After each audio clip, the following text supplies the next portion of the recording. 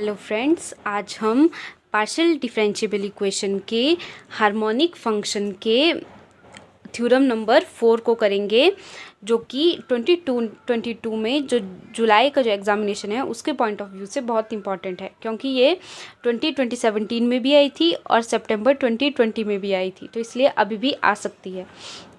तो सबसे पहले थ्योरम पढ़ते हैं। If the Newman problem for a bounded region has a solution, then it is either unique or different from one another by a constant only. If a Newman problem, अब Newman problem क्या होता है? Newman problem क्या होता है? ये एक function को फाइंड करेगा। मान लो एक ux एक फंक्शन को इसने फाइंड कर लिया, ठीक है, और ये फंक्शन जो होगा वो हार्मोनिक होगा। मतलब क्या मतलब है इसका कि इसका जो फर्स्ट ऑर्डर डेरिवेटिव होगा आपके इस फंक्शन का वो क्या होगा, इक्वल टू 0 होगा। ये हो गई न्यूमन प्रॉब्लम की डेफिनेशन या इंट्रोडक्शन, ठीक है। अब इसके बाद में क्या बोला है कि हमने न्यूमन प्रॉब्लम के सॉल्यूशन को निकालना है, जो या तो यूनिक होना चाहिए या तो मतलब दो सॉल्यूशन, मान लो 2 सॉल्यूशन ले लिए तो वो एक दूसरे से सिर्फ एक कांस्टेंट की वजह से ही अलग होने चाहिए, ठीक है। तो अब निकालते हैं। सबसे पहले मैंने अब क्योंकि सॉल्यूशन को यूनिक प्रूफ करना है या different from one another by constant only करना है, तो सबसे पहले हम 2 सॉल्यूशन ले लेते हैं। तो लेट phi1 एंड phi2, ठीक है, be 2 solutions of Neumann problem. मैंने 2 सॉल्यूशन ले लिए न्यूमन प्रॉब्लम के, मैंने 2 सॉल्यूशन ले लिए, ठीक है। अब क्योंकि हार्मोनिक फंक्शन जो है वो लैप्लेस इक्वेशन को सॉल्व करने के लिए यूज़ किया जाता है, तो हम लैप्लेस इक्वेशन के हिसाब से सॉल्व करेंगे। अब लैप्लेस इक्वेशन में क्या होता है, जो सेकेंड ऑर्डर डेरिवेटिव होता है सॉल्यूशन का वो क्या हो जाता है, इक्वल टू 0, तो वो मैंने लिख लिया। और लैप्लेस इक्वेशन किस में होती है, एक बाउंडेड रीजन R में होती है, ठीक है। अब क्योंकि मैंने यहाँ पे बताया था कि न्यूमन प्रॉब्लम का जो डेरिवेटिव की बात हमने की थी न्यूमन प्रॉब्लम में, तो हम इधर क्या ले लेंगे, डेरिवेटिव ले लेंगे।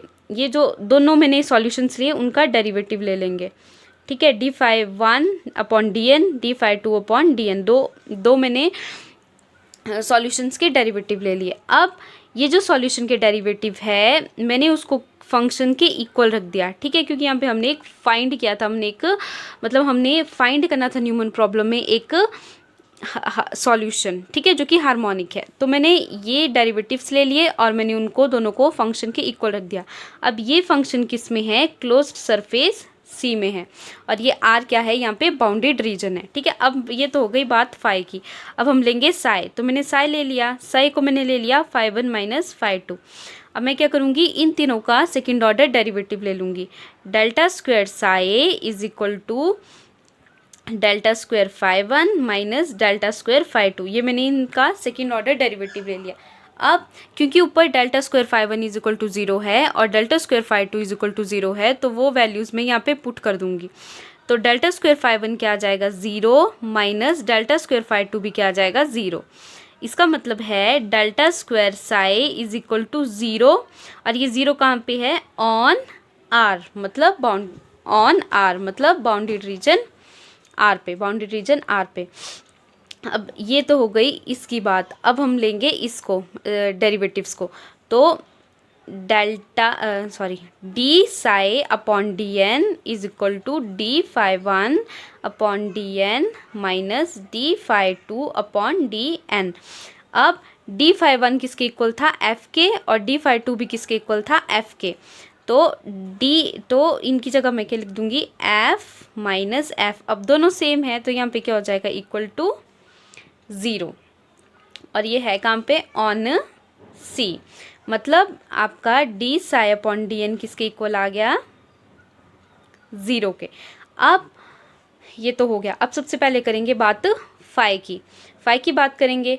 अब फाई मैंने बोला था कि जो फंक्शन होता है न्यूमन प्रॉब्लम में या जो सॉल्यूशन होता है वो क्या होता है, आपका हार्मोनिक होता है। तो फाई इज़ हार्मोनिक, और वो हार्मोनिक होता किस में है, on bounded region R, bounded region R, on a bounded region R। और इसमें जो डेरिवेटिव है वो किस में है, डेरिवेटिव जो है वो किस में है, 0 है, किस में है, ऑन सी। ठीक है, अब इसका मतलब क्या है कि फाई जो है वो रीजन आर में है और उसका डेरिवेटिव किस में है, सी में है। मतलब जो आपका फाई है वो कांस्टेंट होगा, किस में कांस्टेंट होगा, ऑन आर क्लोजर। अब आर क्लोजर क्या है, वो है आर और सी का, जो बाउंड्री रीजन आर है और जो क्लोज्ड सरफेस सी है, उन दोनों का यूनियन। ठीक है, अब क्योंकि यहाँ पे d psi upon d n is equal to 0 आया, मतलब साई क्या हो जाएगा आपका, कांस्टेंट। तो साई इज इक्वल टू क्या आ जाएगा, कांस्टेंट। साई कांस्टेंट है, मतलब फाई 1 माइनस फाई 2 भी क्या हो जाएगा, कांस्टेंट। अब इसका मतलब क्या हो गया कि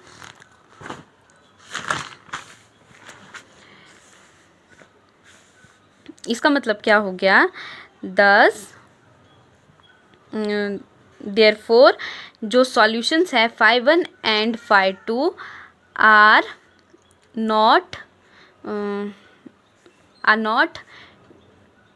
ऐसे लिख लो, जो आपके देयरफॉर जो आपके सॉल्यूशन ऑफ न्यूमैन प्रॉब्लम है, जो आपकी सॉल्यूशन है न्यूमैन प्रॉब्लम के, solution of Neumann problem is not unique,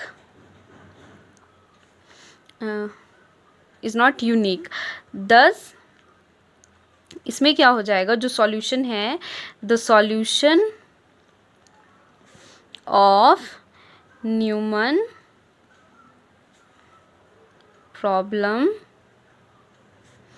can be different from one another